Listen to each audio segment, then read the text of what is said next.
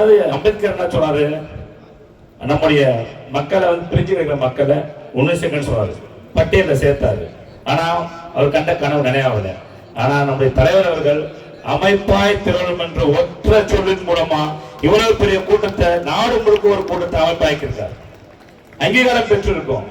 கண்டிப்பா சொல்றேன், வரும் ஆண்டுகளில் வரும் காலங்களில் ஏற்றி தமிழ் தலைமையில அதிகாரம் வெல்லும், ஒரு நாள் கோட்டையில் கொடியேற்றுவோம். இது நடக்கும்.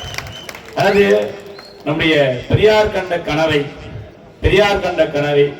திராவிட முன்னேற்றத்தின் சார்பாக அண்ணா அவர்கள் நினைவாக்கிறார். ஒரே ஒரு விஷயம் தான், அது சுயமரியாதை திருமணங்களுக்கு அங்கீகாரம் கிடையாது. சுயமரியாதை திருமணம் பண்ண குழந்தைகளுக்கு அது அந்த மனைவி வெப்பாட்டியாகவும் அந்த குழந்தைகள் லீகலாஸ் இல்லைன்ற சட்டம் இருந்தது.